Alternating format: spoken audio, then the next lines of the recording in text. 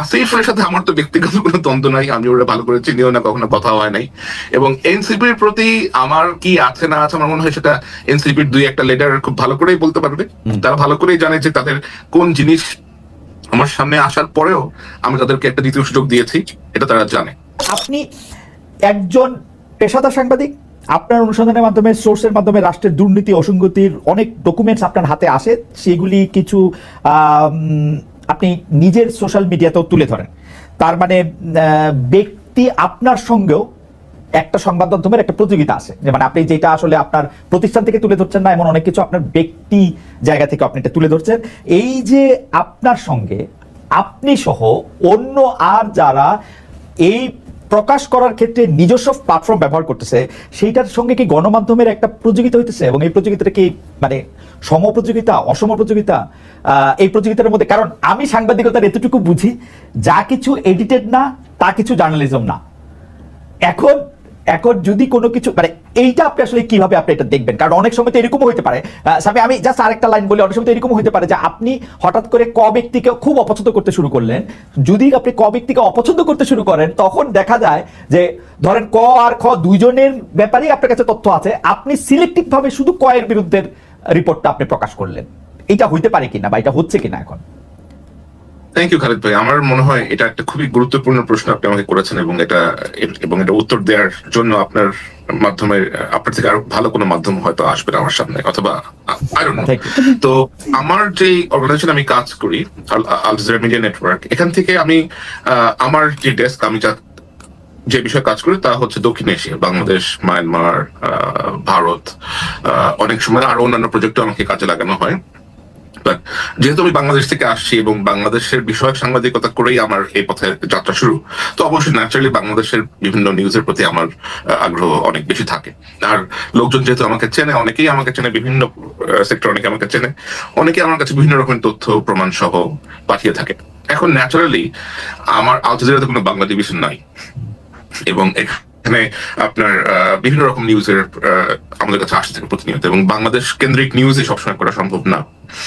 এটা এটা এটা এটা বেশ অসম্ভব একটা বিষয় আর কি। আর ডকুমেন্টারি করতে অথবা একটা নিউজ স্টোরি করতে আমাদের সময় লাগে, অনেক অনেক বেটিং লাগে। তারপরেও আমি যখনই সময় পেয়েছি, আমি আল জাজিরা ছাড়াও অন্যান্য মাধ্যমেও আমার রিপোর্ট আমি করেছি। নেত্র নিউজের জন্য করেছি, ওসিসিআরপির জন্য করেছি, দ্য টাইমসের জন্য করেছি, হারিসের জন্য করেছি, এরকম আরো অনেকের জন্যই আমি রিপোর্ট করেছি। বাংলাদেশের মানব জমিনের জন্য কয়েকটা রিপোর্ট আমি লিখে দিয়েছি। বাট যেটা হয় সেটা হচ্ছে যে আমার কাছে যা আসে, আমার পক্ষে এগুলা যেহেতু বাংলাদেশের কোনো পত্রিকা গ্রহণ করতে রাজি হয় না। এখন কেন তারা রাজি হয় না সেটা একটা বেশ বড় প্রশ্ন। কারণ আমি অনেক সময় জিজ্ঞেস করেছি, অনেক এডিটরদের সাথে আমার কথা হয়েছে, তারা বলেছে যে মালিক ঝামেলা করতে পারে, মালিক পছন্দ করবে না, অথবা সরকার আমাদেরকে চাপ দিতে পারে, চাপ দিয়ে নিউজ তুলে নেবে, অনেক প্রবলেম করতে পারে, আমাদের হয়তো ওয়েবসাইট ডাউন করে দিবে, আমাদের জার্নালিস্টকে ভয় দেখাবে। তো আমার কাছ থেকে আসা রিপোর্ট এখনো পর্যন্ত অনেকেই বেশ ভয় পান আর কি। আমার মনে হয় একটা আতঙ্কে থাকেন যে আমার নাম অ্যাফিলিয়েটেড হয়ে গেলে কোনো না কোনো ভাবে যদি তারা ক্ষতিগ্রস্ত হন। কারণ আমার অনেক রিপোর্ট হয়তো অনেকের বিপক্ষে গেছে, অনেকে তারা ক্ষতিগ্রস্ত হয়েছেন, অনেকে কিছু একটা হয়েছে, like somehow some people goat affected, এবং তারা কোনো না কোনো ভাবে বিভিন্ন পত্রিকা, মিডিয়া হাউসের সাথে সম্পৃক্ত। তো আমার প্রেজেন্স থাকলে তারা মনোক্ষুণ্ণ হবেন। তো আমি যেটা করি, যেগুলো বেশি গুরুত্বপূর্ণ, একেবারেই যেগুলো বেশি গুরুত্বপূর্ণ, যেগুলো যাওয়া উচিত মানুষের কাছে, আমি নিজেই একটু সময় বের করে ওই সেই রিপোর্ট গুলা অথবা সেই ডকুমেন্ট যা কিছু আসে একটু যাচাই বাছাই করি। আর আমার তো অবশ্যই বাংলাদেশে একটা নিজস্ব কিছু লোকজন আছে যারা আমার জন্য এই ফ্যাক্ট চেক গুলা করেন অথবা খোঁজ নেন, বিভিন্ন দপ্তরে গিয়ে আপনার সত্যতা ভেরিফিকেশন করে আসেন। তো সেই মেকানিজমটা আমার আছে, বাট আমি ওটা সামনে আনতে চাই না, because I don't want to risk that. আপনি অবশ্যই সামনে আনবেন না স্যার, আপনি তাকে প্রোটেক্ট করতেই হবে। আমার মানে এক লাইনে, এবং সেগুলো আমি এডিট করেই নরমালি প্রকাশ করে থাকি। আর আমার মনে হয় যে আমি ফেসবুকে যেটা করি এটা আসলে সাংবাদিকতা না, আমি তো ফেসবুক সাংবাদিকতা করতে আসি নাই। আমার সাংবাদিকতা অন্য জায়গাতে হয়, যেটা আমার কাছে আসে, এটা আমার কাছে চলে আসে তথ্য, এবং আমার মনে হয় যে মানুষের জানা প্রয়োজন, পিপল শুড নো, আমি শেয়ার করে দিই। আমি শুধু সাংবাদিকতার একজন মানে ছাত্র হিসাবে আমি আপনার কাছ থেকে এটা জানতে চাইবো যে ধরেন আপনি ফেসবুকেরটাকে আপনি সাংবাদিকতা বলতেছেন না, কিন্তু আপনাকে যখন মানে আরো 15-20 বছর পরে যখন কন্টেন্ট অ্যানালাইসিস করে আমাদের সময়টাকে ধরা হবে, তখন আপনি অবশ্যই একটা গুরুত্বপূর্ণ চ্যাপ্টার হিসাবে থাকবেন। তখন আপনার এগুলিকে আসলে কি হিসাবে ধরা হবে? কারণ আমি আপনাকে ঘটনাটাও বলি, তাহলে আপনি বুঝতে পারবেন।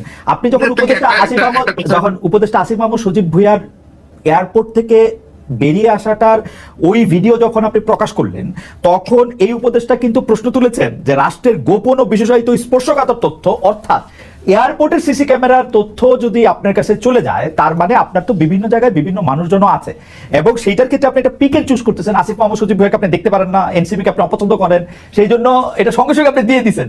কিন্তু বিএনপির কেউ হইলে, আমি কথার কথা করতেছি, বা জামাতের কেউ হইলে সেইটা আপনি দিতেন না। ব্যাপারটা কি একটা মানে একটা অসম জায়গা তৈরি করতেছে কিনা?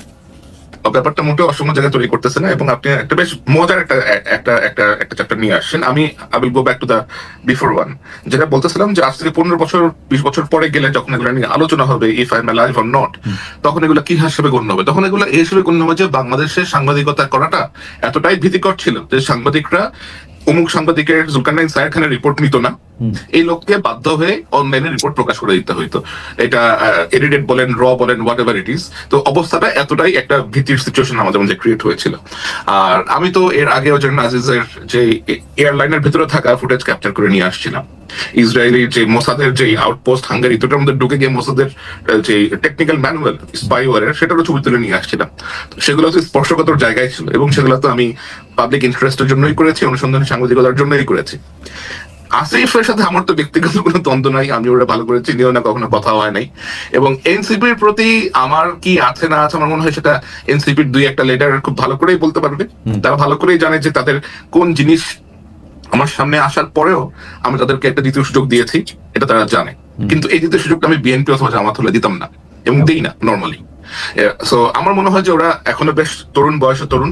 তারপরে আপনার কোনো বায়াস কারো এগেইনস্টে বা কারো পক্ষে এরকম কোনো বায়াস? আপনি ভুল কাজ করবেন, চুরি করবেন, দুর্নীতি করবেন, ধরা পড়বেন, সামনে আসবে, আমার কাছে আসবে, আমি আপনাকে শেয়ার করে দিব। সেটা আপনার সোশ্যাল মিডিয়া পোস্টিং এর ক্ষেত্রে আপনি কোনো বায়াস থেকে কোনো কিছু করতেছেন এরকম আপনার মনে হয় না? না, never never, I will never do that. আপনি যদি কোনো কিছু একটা অপরাধ পান কোথাও, আপনি আমার কাছে যদি এসে বলেন, এটা যদি কোনো বিশেষ ব্যক্তির বিরুদ্ধে যায়, এটা তো আমার কোনো কিছু যায় আসতেছে না। আমার তো কোনো মাস্টার নাই, তাই না?